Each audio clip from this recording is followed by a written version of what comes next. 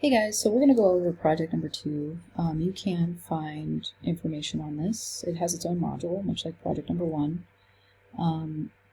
There's a content description page here that we can take a look at. It has everything you need to view this project. You don't need to start on this project right away. You may want to start planning on it a little bit now, like maybe locate a piece of public art that you think you might want to write about. But you're definitely going to want to start on this project after you complete project number 1. And this is going to be due March 30th, which is week 10, the end of week 10. And it's worth 15% of your overall grade. So we're going to read through this project worksheet. This kind of outlines the project.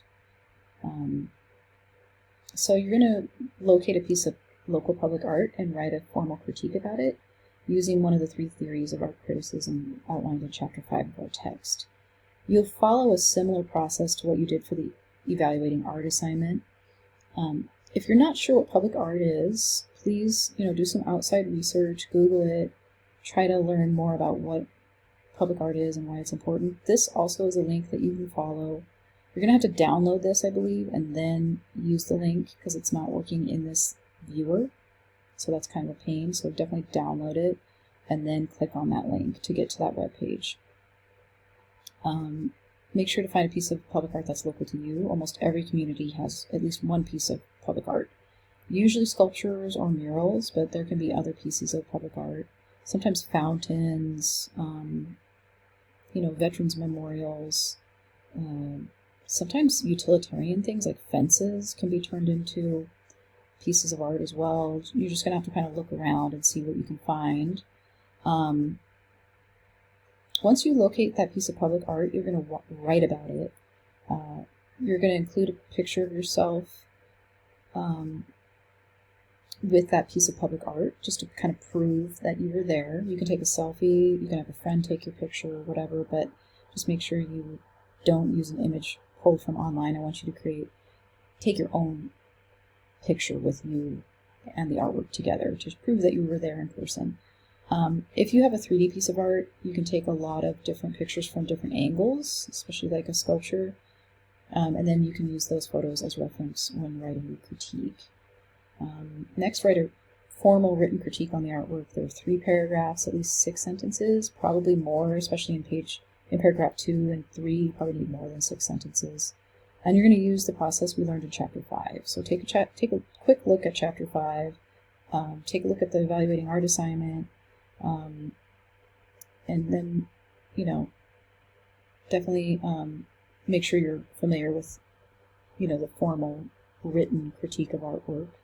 So do some research online or at your local library or your local art museum and just try to find everything you can about the artwork that you took a picture of. Any outside research on your artwork is, this public artwork that you found is encouraged. The more information you have about this piece of artwork, the better you'll be able to interpret it and write about it. If you're unable to locate information about the public art you've found, you can still use it for this project. Just remember to back up your stance on the work with evidence. Use the visual characteristics, the physical characteristics of the artwork to build evidence of what you think the work means and why the artist made it. Think of the elements of art. Definitely talk about the elements of art and principles of design present in the artwork. And tell me what you think they might mean, and tell me how they're being used. Definitely spend some time and some sentences in paragraph 2 analyzing those things. Some interpretation in this paper is encouraged. Just do it wisely. Explain why you think what you think, mostly based on the physical characteristics. So I do have some outlines. Get the facts about the work. This is probably the easiest paragraph. Name of the creator, title, date, location. If it's a reproduction, clarifies original size and medium. Paragraph 2 is more complicated. You're going to want to talk about the parts of the artwork and how they fit together. Start off by describing the work in a general sense. What's the subject matter? Next, explain the historical and environmental context of the work, and the artist's input on the work, if this is something you can find from a credible source. Then begin to list all of the elements of art that are present in the work, and tell me why the artist used them, or why you think the artist used them. Next, explain all the principles of design, or at least the most identifiable, and then go into detail and explain why the artist may have used the elements and principles to create content or meaning in the artwork. Determine what the features, like elements and principles, of the artwork suggest, and decide why the artist used these features to convey specific ideas. Try to answer the following questions. Why did the artist create this work, and what does it mean? How did the artist convey meaning through the subject matter elements of art and principles of design? So chapter 3 is where you evaluate. This is also probably going to take more than 6 sentences. Assess the quality or importance of the work in relation to art criticism theory. So you're going to have to pick one. Formal, contextual, or expressive.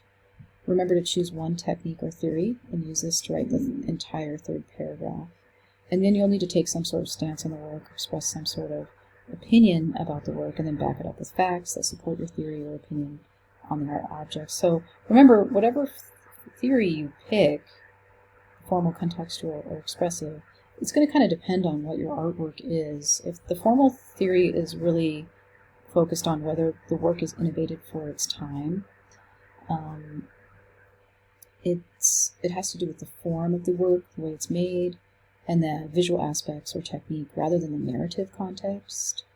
The formal theory, you can write about how the form of this work was innovative for its time. Maybe the artist is using an entirely new technique in this piece, so that would be good to choose the formal theory if you have an artist that's using a completely new technique. The contextual theory is great for an artwork that is reflecting a certain time period and was possibly made in a certain time period and reflects that time period.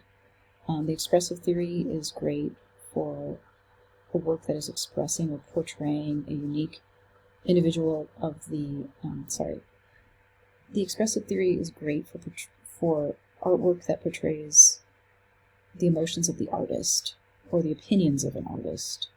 Contextual is really great for historical works of art that show the time period that they were created in. Expressive is just good at showing the emotions of the artist. So if you have a really emotional piece that kind of shows what an artist is thinking, then you choose the expressive theory. And then finally embed an image of you with your chosen public artwork above the 3 paragraphs. You can use Word, whatever you want.